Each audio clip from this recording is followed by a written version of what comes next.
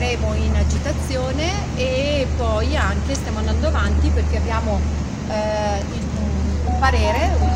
di un nostro avvocato che abbiamo contattato. È il brindisi dell'accordo, quello con cui i 500 dipendenti di Ca' Foscari inizieranno l'agitazione con il nuovo anno 2020. Così deciso anche con la voce di Vania Levorato, uno dei rappresentanti dell'RSU, sindacato interno del personale dell'Ateneo veneziano. Oramai sfumato l'incontro con il rettore, i 500 hanno affidato il loro caso a un avvocato e gli stessi in delegazione si presenteranno davanti al prefetto mercoledì 8 gennaio, quando, rientrati al lavoro, inizieranno lo sciopero ad oltranza, promettono, visto che ora l'università è chiusa per le festività natalizie. Il motivo di tanto livore, l'obbligo da parte dei vertici direttivi dell'Ateneo verso tutto il personale amministrativo di prendere ferie nei giorni della famosa acqua alta, cioè novembre, obbligo arrivato dopo che era stato promesso dagli stessi non sarebbero invece state intaccate né le giornate in questione né i permessi, con la chiusura di Ca' Foscari comunicata all'epoca dei fatti ai dipendenti nella stessa giornata di inizio,